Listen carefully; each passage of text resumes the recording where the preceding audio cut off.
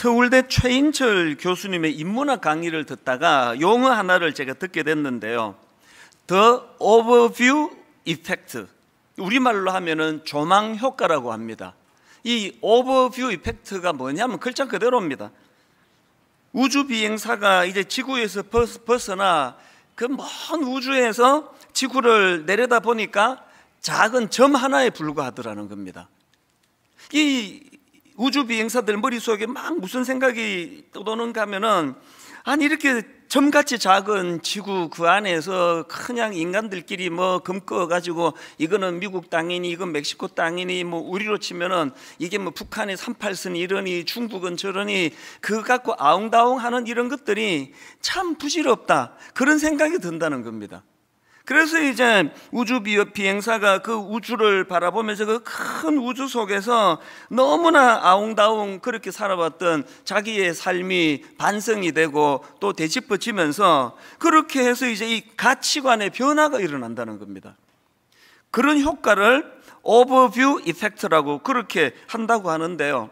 저는 그 강의를 들으면서 그리고 이후에 이런 자료들을 또 찾아보면서 이게 교회인데, 예수 믿는다는 게 바로 이런 건데, 저 눈에 보이는 이 세상에서만 아웅다웅 살아갈 수밖에 없는 우리로 하여금 우리를 예수 그리스도께서 십자가를 지시고 영적인 세계를 보여주시고, 그래서 눈에 보이는 이런 것들로만 아웅다웅하지 않도록 은혜의 길로 인도해 주시는 거, 이게 오버뷰 이펙트라고 할 수 있는 거 아닙니까? 구약의 아브라함도 마찬가지입니다. 자, 창세기 13장 14절 15절입니다. 롯이 아브라함을 떠난 후에 여호와께서 아브라함에게 이르시되 너는 눈을 들어 너 있는 곳에서 북쪽과 남쪽 그리고 동쪽과 서쪽을 바라보라. 보이는 땅을 내가 너와 내 자손에게 주리니 영원히 이르리라. 이 말씀 바로 앞에 보면은 조카 롯이 그저 자기 눈에 그 좋은 걸로만 택했다가 나중에 망해버리지 않습니까? 그런데 아브라함은 그렇게 되지 않을 수 있었던 결정적인 게, 하나님께서 그에게 넓은 땅을 보여주시면서 그리고 하나님의 약속을 바라보게 하셔 그렇게 자기 눈에 좋은 대로 이끌리지 않는 삶을 살아갈 수 있었던 거, 이게 바로 하나님의 오버뷰 이펙트 아니겠습니까? 이 신앙생활이라는 겁니다. 사도 바울도 마찬가지입니다. 죽음을 앞에 둔 유명한 그의 고백, 이거는 뭐 우리 수없이 되뇌어야 되는데요. 자, 디모데후서 4장 6절을 보십시오. 전제와 같이 내가 벌써 부어지고 나의 떠날 시각이 가까웠도다. 이제 죽음이 이제 눈앞에 도래했다는 겁니다. 나는 선한 싸움을 싸우고 나의 달려갈 길을 마치고 믿음을 지켰으니, 그 다음 보세요. 이제 후로는 이거 하나가 있고 그 차이가 이루면 말로 다 못합니다. 예수님을 만난 이후로 이런 어떤 인생관이 달라지고 나니까 이게 그를 얼마나 변화시켰습니까? 빌립보 3장 4절을 보십시오. 그러나 나도 육체를 신뢰할 만하며 만일 누구든지 다른 이가 육체를 신뢰할 것이 있는 줄로 생각하면 나는 더욱 그러하리니, 나는 8일 만에 할례를 받고 이스라엘 족속이요 베냐민 지파요 히브리인 중에 히브리인이요 율법으로는 바리새인이요. 이렇게 자기 자랑이 많았던 사람이 바울이에요. 그렇게 그냥 자기 가문 자랑, 실력 자랑, 자기 자랑으로 가득 차 있던 사도 바울이 그야말로 예수님을 통해서 오버뷰 이펙트를, 넓은 세계와 영적인 세계를 경험하고 났더니 뭐라고 이야기합니까? 자기가 그동안 수없이 자랑했던 그 모든 게 배설물, 하나도 쓰잘데없는 것들이었다. 그만큼 시선이 넓어졌다는 이야기 아닙니까? 전 오늘 본문을 이런 관점으로 살펴보기를 원하는데요. 사실 모세 하면은 오랜 세월을 가나안 땅을 목표로 달려간 인물 아닙니까? 홍해를 건넌 이후로 출근, 그래서 뭐 그냥 그 수많은 그 백성들이 아무리 잘해줘도 이러면 이런다고 불평하고 저러면 저런다고 불평하고, 그런 불평이 많은 백성들 속에서 절대로 절망하지 않을 수 있었던 것은, 모세에게는 꿈에 그리는 목표가 있었거든요. 가나안에 들어가는 거.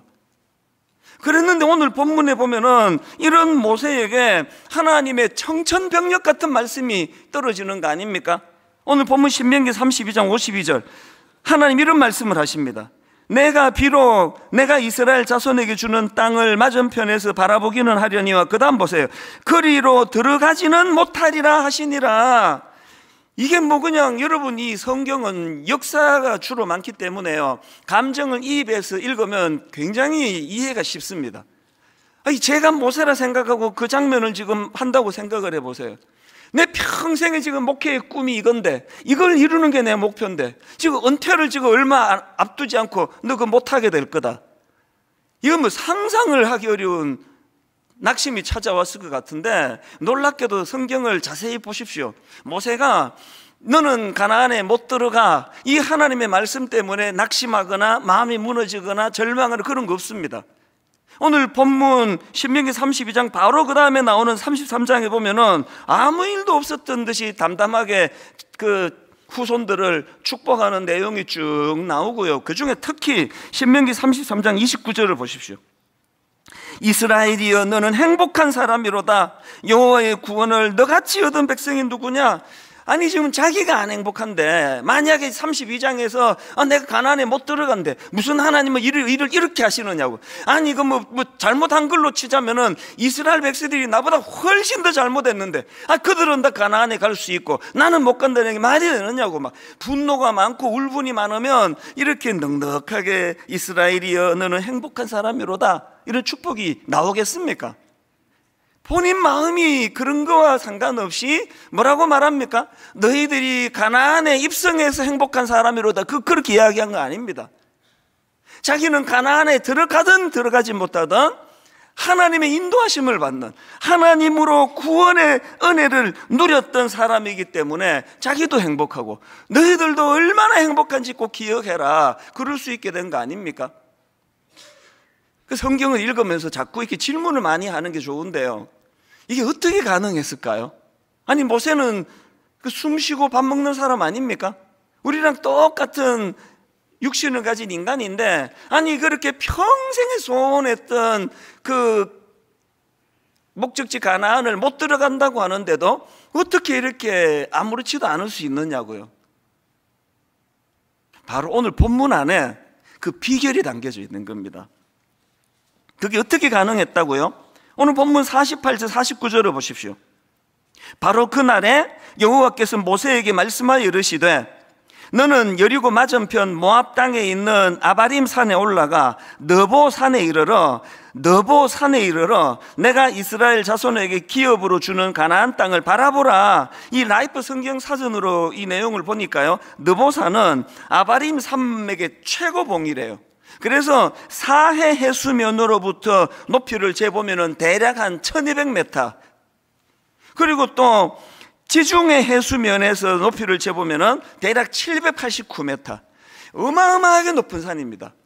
하나님께서 모세로 하여금 그 높은 산에 올라가 꿈에도 그리던, 그리고 자기 자손들이 누리게 될 가나안 땅을 바라보게 하시는 거예요. 그 인근에서 가장 높은 봉우리에 올라서서 꿈에도 그리던 가나안 땅을 바라보면서 마치 우주 비행사가 끝없이 펼쳐진 우주 공간에서 지구를 보면서 그 마음에 넓어지는 생각을 가질 수 있는 것처럼, 그래서 제가 이 본문을 묵상을 하면서 오늘 이 행복한 시니어 주일로 지키는 날인데, 사실 지난 목요일 날 우리 교회 교역자들 대부분하고 자원봉사자들이 나오셔가지고요, 우리 65세 이상 어른들에게 보낼 이번에 행복한 시니어 주일이니까 뭘 또 택배로 보내드려야 또 행복할 거 아닙니까? 그래서 이게 2,000 몇백 박스를 이제 그 안에 어른들이 좋아할 그런 것들, 내가 보니까 자기들이 좋아하는 것도 좀 들어있더라고. 이게 어른이 좋아하실까 싶은데 보기만 해도 너무 행복했습니다. 그러면서 내내 제 마음에 무슨 소원이 생기는가 하면은, 하나님 이렇게 택배 박스를 받아서 행복하시기도 하겠지만 오늘 말씀을 통해서 치유가 필요하고 위로가 필요합니다. 왜 그렇습니까? 인생이요, 모세와 똑같습니다. 내가 가나안을 목표로 한다고 다 가나안에 갈 수 있는 거 아닙니다. 중간에 자꾸 꺾여요. 나이가 들어가실수록, 연세가 드실수록 생각지도 못했던 암이 찾아와, 생각지도 못했던 이런 복병을 만나. 그래서 마치 세상적인 눈으로 보면은 모세와 같이 목표로 한 가나안에 들어가지 못하고 도중에 그냥 끝나버리는 것 같은 실패감을 느끼기 쉬운 게 이게 인생인데, 그런 눈으로만 보지 말라는 하나님의 말씀을 제가 전하고 싶은 겁니다. 오늘 여러분, 이런 어려움을 겪고 저런 아픈 일을 겪는다 할 때에 저와 여러분 모두를 우리 하나님께서 영적으로 느보산으로 인도해 주시기를 바랍니다. 넓은 곳에서 하나님의 큰 시각을 가지고 내 인생을 조명해 볼 때 여기에 하나님의 큰 뜻이 있으신 거지, 이것이 내 인생을 실패라고 말할 수 없다, 이런 확신을 가질 필요가 있다는 겁니다. 저는 연세 되신 어르신들한테 늘 드리는 말씀이 있습니다. 나이가 들어갈수록 가장 위험한 게 자기 연민이다. 자기 연민, 잘못된 자기 연민, 이거랑 싸우셔야 돼요. 방치하면 안 됩니다. 최근에도 제가 유진 피터슨이 쓴 너희 보물이 있는 곳에, 이게 시편을 이제 사색하고 묵상한 그런 내용인데요, 거기 보니까 표현 하나가 눈에 확 들어오는 겁니다. 자기 연민이라는 세균. 너무 와닿아가지고요, 사실은 원래 오늘 설교 제목을 자기 연민이라는 세균 이렇게 잡으려고 했는데, 뭐 설교 제목에 막 세균도 들어가고 그래가지고 기분이 안 좋아서 이제 제목을 바꿨습니다만, 여전히 저는 이 의미가 너무 중요한 것 같습니다. 여러분, 왜 유진 피터슨이라는 저자는 자기 연민을 세균이라고 그랬을까요? 왜 그랬을까요? 코로나19라는 바이러스가 지금 우리 모든 사람들의 그 심령을 갉아먹는 것처럼 자기 연민이 바로 그 세균과 같은 존재라는 겁니다. 어떤 경우라도 여러분이 자기 연민, 요즘에 제가 자꾸 이제 그런 거를 느낍니다. 경험합니다. 막 40대 막 달려가고 막 이렇게 할 때는요, 막 저는 타이프 속도도 진짜 빨랐습니다. 오타가 없었는데 요즘에는 치고 나면 오타가 생겨요. 우리 여기 누님들한테 죄송합니다. 아이고, 저 나이에 벌써 이러실 것 같은데, 그리고 뭐 계속 까먹고 이런 일이 자꾸 이제 전에 없던 일이 일어나니까 자꾸 자기 연민이 생겨요. 아이고, 이제 기후는가 보다. 이게 진짜 이제 이렇게 이제 정리를 해야 되는 건가? 은퇴할 때가 다가오나? 이런 것들이 저를 위축시킬 때 이거를 방치하면 안 된다는 거. 이게 자기 연민이라는 세균이라는 겁니다. 생각을 바꾸기라는 거죠. 오타 나면 고치면 되지, 1초만 하면 되는데 자꾸 까먹으면 메모하면 되지. 오늘 예배 가운데 인생의 후반전을 달리시는 모든 성도님들 내면에 자기 연민은 곤란하다, 이 잘못된 자기 연민, 자기를 불쌍히 여기는 마음, 이런 것들은 하나님이 나를 불쌍하게 여기시는 거지, 나는 그 하나님의 연민을 받는, 나는 자부심, 긍지를 가진 하나님의 사람이다. 모세에게서 배워야 되는 게 바로 이런 점이라는 겁니다. 사람들은 그 말하기 쉬워가지고요, 모세가 그 범죄해가지고 가나안 땅에 못 들어갔다, 그런 이야기들을 툭툭 내뱉는데, 또 사실은 또 그 말도 맞습니다. 하나님이 그렇게 말씀하시니까요. 오늘 본문 51절에도 보니까 이는 너희가 신 광야 가데스의 머리반 물가에서 이스라엘 자손 중 내게 범죄하여 내 거룩함을 이스라엘 자손 중에서 나타내지 아니한 까닭이라. 이거 보면은 모세가 범죄해서 가나안에 갈 수 없다고 하나님 말씀하셨네요. 그러나 이거를 너무 많이 의미를 부여하면 안 된다는 겁니다. 이게 모세가 실패했다, 모세는 범죄해서 그 중간에 실패한 인생이다, 이렇게 하시면 안 된다는 거예요. 이거는요, 이 말씀은 이 원칙에 관한 말씀입니다. 이제 이렇게 설명하면은 아마 이해가 쉬울 텐데요, 제가 유난히 아끼는 우리 부교역자 중에도 참 성숙한 교역자가 있잖아요. 그런데 어쩌다 그 교역자가 하면은 안 되는 어떤 실수를 하면요, 공개적으로 모든 교역자 앞에서 엄청 제가 화를 내면서 혼을 내요. 그거는 이제 너는 이런 짓을 했으니까 이제 나랑 관계 끝났어, 이제 난 너 내칠 거야, 이제 꺼져, 뭐 이런 뜻이 아니에요. 아니 이렇게 성숙한 교역자도 이런 실수를 하는 거 보면은 우리 모든 교역자들에게 이것을 경고해야 되겠다. 그래서 이제 그 이름을 들어서 네가 이런 실수를 하면 되겠느냐고 제가 그렇게 야단을 치는 거는 그 사람만을 두고 한 게 아니라 모든 우리 교역자들이 그거를 듣고 조심하라고. 그래서 제가 막 이름을 거론하면서 야단치고 그러면요, 그 사람은 막 어떨 때는 싱글벙글 그래요. 목사님 나 진짜 사랑하나 보네. 그리고 어떨 때는 와가지고 고맙다 그래요. 그 교역자가 확신이 뭡니까? 비록 내가 이 부분은 내가 실수해가지고 목사님한테 공개적으로 지적을 받고 있지만 이게 그 목사님이 나를 버리신 게 아니라는 확신이 있으니까 상처를 안 받는 거예요. 본문의 모세가 바로 그런 상황이라는 그 이야기입니다. 오늘 저와 여러분 모두가 다 의도한 대로 내 마음 먹은 대로 내가 계획한 대로 잘 안 되는 게 인생이라, 그래서 계획이 어긋날 수도 있고 당황스러운 일이 있다 할지라도 그것 때문에 자기 연민으로 몰고 가, 나는 실패한 인생이야, 나는 초라해, 하나님도 나 같은 거 사랑하지 않아, 이렇게 몰고 가시는 거는 아주 잘못된 것이다. 이 사실을 제가 전해드리고 싶은 겁니다. 그래서 우리가 이런 어리석음을 범하지 않으려면 자꾸 하나님의 인도하심을 따라 영적으로 느보산으로 가셔야 돼요.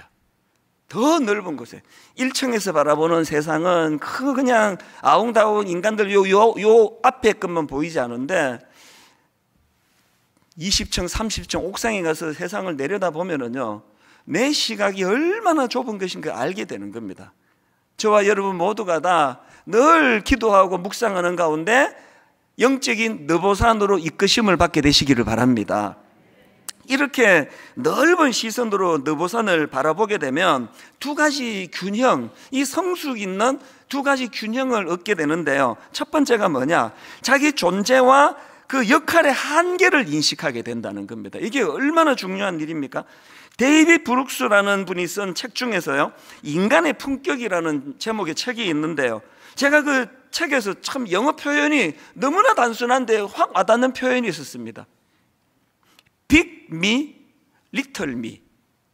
큰 존재로서 자기를 인식하는 사람이 있고 작은 존재로서 자기를 인식하는 사람이 있다는데요, 그 책에서 설명하는 게 뭐냐 하니까 오늘 우리 시대는 Big me, 자기 자신을 막 한없이 부풀리고 과장하고 막 부풀려서 그렇게 선전하고 드러내는 그런 시대라는 겁니다.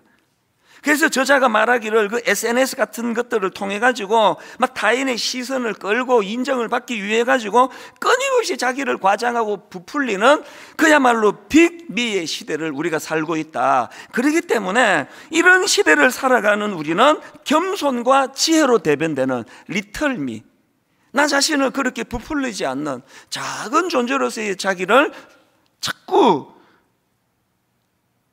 드러내고 놓치면 안 된다. 그 책에서 제가 문장 하나가 참 흥미로웠는데 이런 문장이 있습니다. 인간은 모두 뒤틀린 목재 같은 존재이다. 옛날에 그 집지으려고 가다 보면은 나무가 뒤틀려 버리면 얘는 뭐 석가래도 못 세우고 기둥도 못 세웁니다. 이 뒤틀려 버린 목재, 인간이 바로 뒤틀린 목재 같은 인간이라는, 이게 목사님이 쓴 책이 아니고요, 뉴욕 타임즈 칼럼니스트가 쓴 책입니다.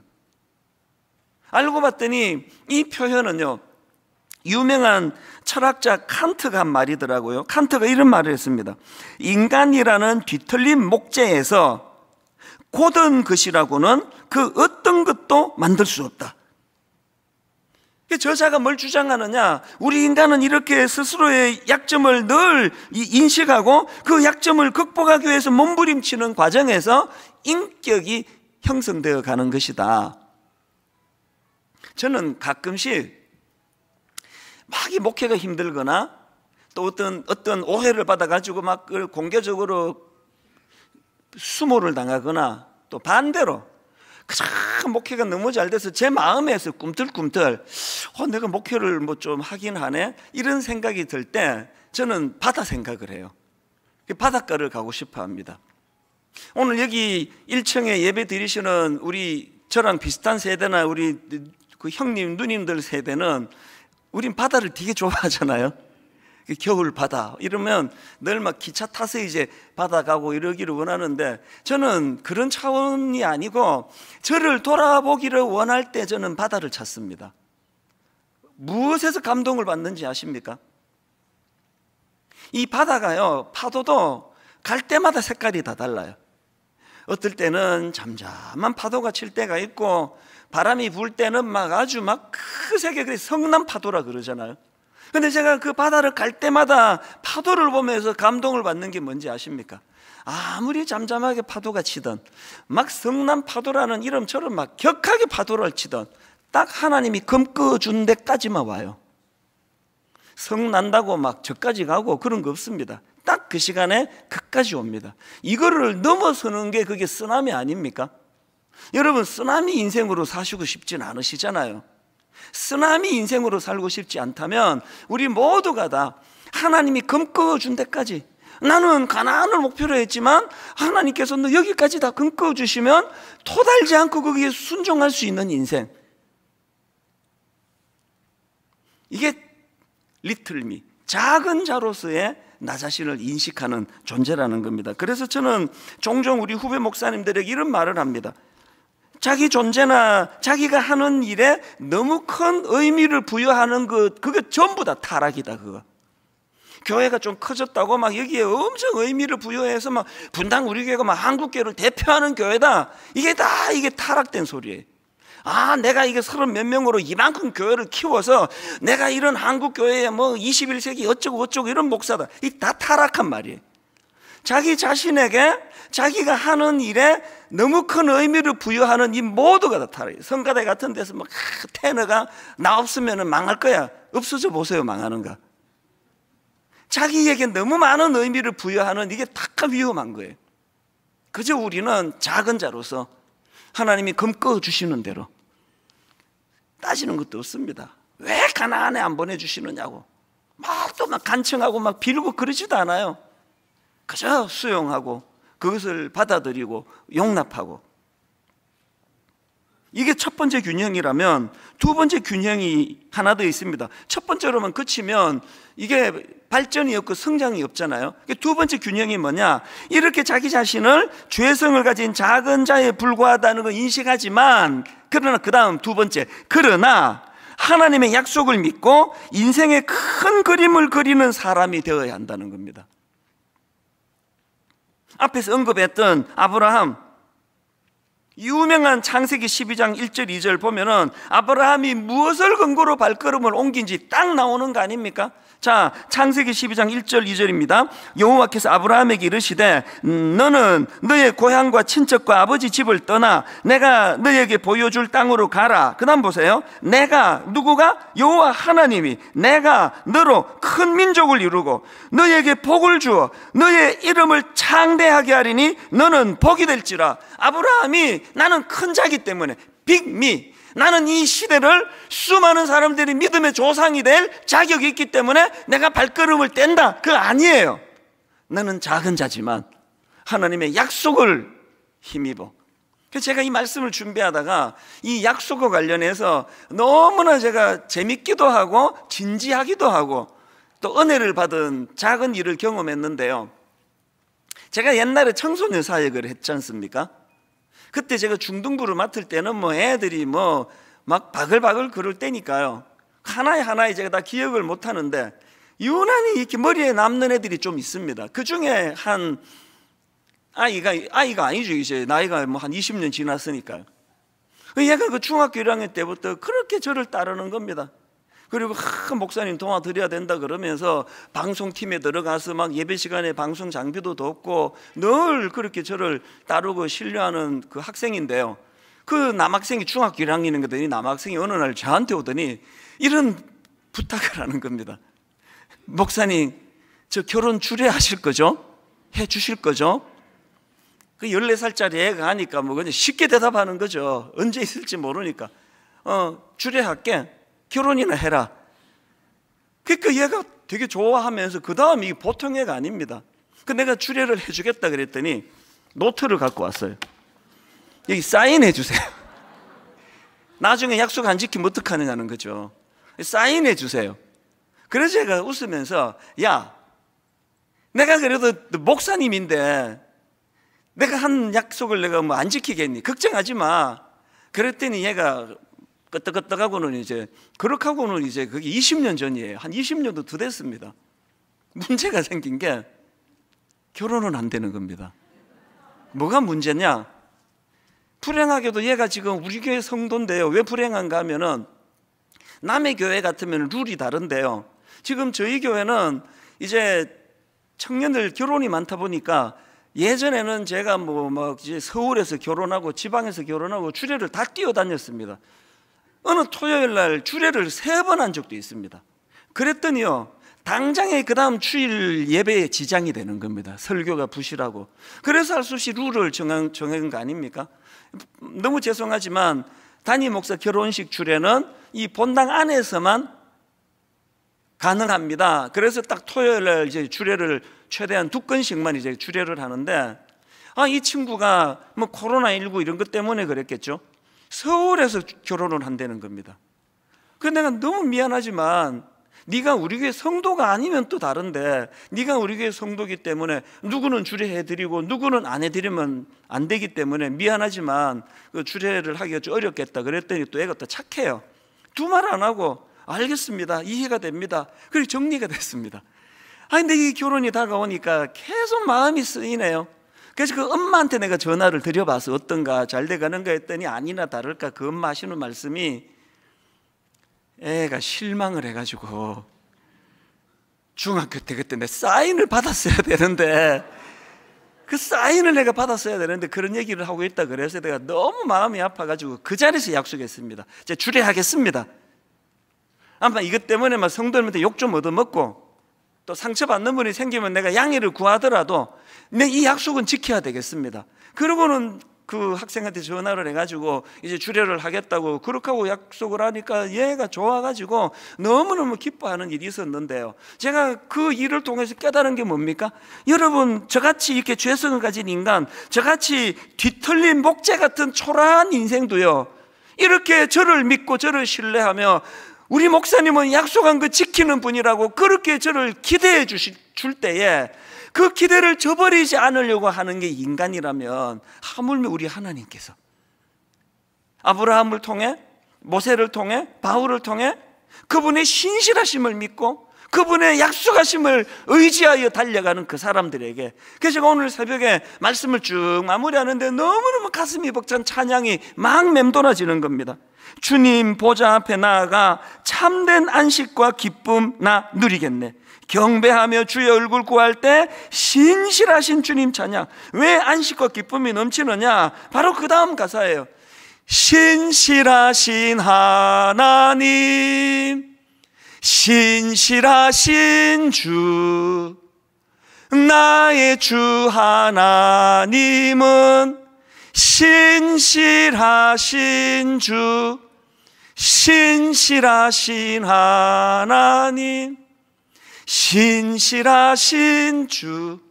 오늘 새벽에 말씀을 쭉 마무리하는데 이 찬양이 제 마음에 울려 퍼지면서 정말 그 29살 때 하나님 앞에 미국 이민을 내가 정리하고 청소년을 섬기는 목사가 되겠다고 그 하나님의 신실하심을 믿고 한국으로 돌아와 그 과정에 저에게 은혜 주셨던 그 은혜가 막 감격으로 물밀듯 밀려오는 겁니다. 여러분이 두 가지 균형을 회복하시기를 바랍니다. 아무리 교회가 잘 되고 아무리 사람들이 뭐라고 칭찬해도 하나님 앞에서 저와 여러분은 작은 자예요. 큰 거를 자랑하려고 과시하려고 떠벌리는 시대에 여전히 우리는 참 비틀린 목재 같은 인생입니다. 그런가 하면은 이렇게 나약하고 초라한 인간이지만 우리는 하나님의 약속을 믿고 신실하신 하나님의 약속을 의지하여 호흡이 닿는 그날까지 발걸음을 옮기기 원합니다. 결론을 맺으면서 저는 한 가지 말씀만 더 드리고 싶은데요, 팀 켈러 목사님이 쓴 일과 영성이라는 책에 나오는 이야기를 하나 드리고 이제 마무리하려고 하는데요, 그 책에 보면은 니글의 이파리, 니글은 사람 이름입니다. 니글의 이파리라는 그 제목의 글이 소개가 되는데요, 그 글은 반지의 제왕을 집필한 톨킨이라는 저자 이야기입니다. 그 반지의 제왕이라는 영화로도 뭐 몇 편이나 나올 정도로 막 이야기가 막 되게 복잡하잖아요. 뭐 인내력이 약한 사람은 보다가 머리 아파서 그만둬요. 막 되게 복잡해요. 그걸 이제 집필을 하자니 얼마나 머리가 아팠겠냐. 진도가 안 나가는 겁니다. 그래서 이제 이 톨킨이라는 저자가 너무너무 낙심이 돼가. 이게 결국은 이거 완성을 못 하겠구나, 그런 두려움이 밀려오는 그 즈음에 가슴 아픈 충격적인 사건이 벌어진 겁니다. 집 앞에 엄청 아름다운 나무가 하나 있었는데요, 무슨 이유인지 이웃 어떤 사람이 그 나무 가지를 다 쳐버리고요, 그 가지를 치는 과정에서 줄기에도 큰 상처를 입혀가지고 이 저자가 톨킨이 나가다가 보니까 그 화려했던 나무가 비참해져 있는 겁니다. 그런데 자기가 힘들 때니까 이게 내 모습인데, 내 작품이 이 모양인데, 그래가지고 시리에 빠지는 거예요. 너무너무 시리에 빠져 있던 그 상황에서 이 톨킨이라는 저자가 영감을 받아가지고 쓴 게 그게 바로 니글의 이파리라는 단편 글이래요. 소설이래요. 이 니글의 이파리라는 이 글 내용, 이 니글은 그 주인공 화가 이름인데요, 이게 이중적인 뜻을 갖고 있어요. 니글이 이런 뜻입니다. 깨작거리거나 비능률적으로 일하거나 쓸데없이 시시콜콜 사소한 일에 시간을 낭비하다. 이게 니글이 니글. 자기 이야기인 거예요. 이 시리에 빠져있던 톨킨이라는 저자가 쓴 니글의 이파리가 어떤 내용인가 하면요, 이 니글이라는 화가가 그리고 싶은 그림이 하나 있었대요. 너무너무 아름다운 이파리를 중심으로 거기에 아름다운 나무가 그려지고, 그 나무를 중심으로 숲을 이루고, 그 숲 너머로 눈이 하얗게 뒤덮인 산을 그리는 이 꿈을 가지고 이제 작품을, 화가가 그림을 그리기 시작했는데, 이 이파리 그리는데 시간을 다 써버린 겁니다. 너무 이 이파리의 정성을 다 드리고, 그리고 또 마음이 또 착해가지고요, 그림 그리고 있는데 옆집 누가 도와달라 그러면 그거 다 분 내려놓고 그 일 다 도와주고, 그러느라 세월을 다 보내버리고 이파리 하나 딱 그렸는데 목숨이 다 된 거예요. 그래서 그 책에 보니까 너무 원통하고 너무 억울해가지고 엉엉 울면서 인생을 마칩니다.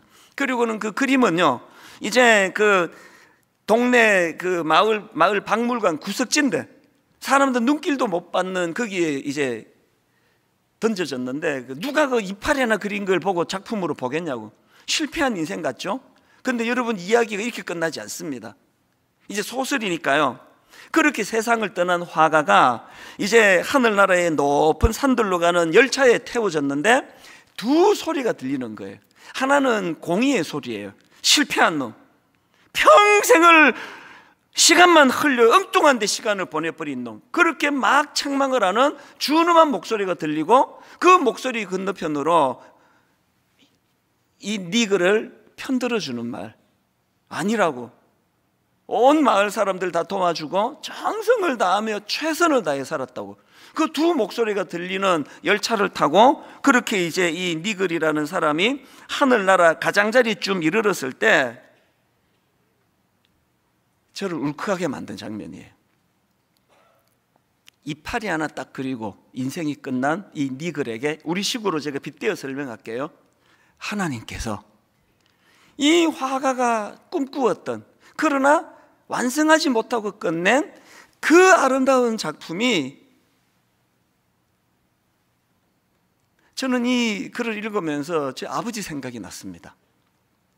평생을 규모가 작은 교회에서 그러다가 교회를 사랑해서 금식 기도하다가 그만 돌아가셨기 때문에 교회로 치면 완성한 목회를 다 이루지 못하고 돌아가신 거 아닙니까?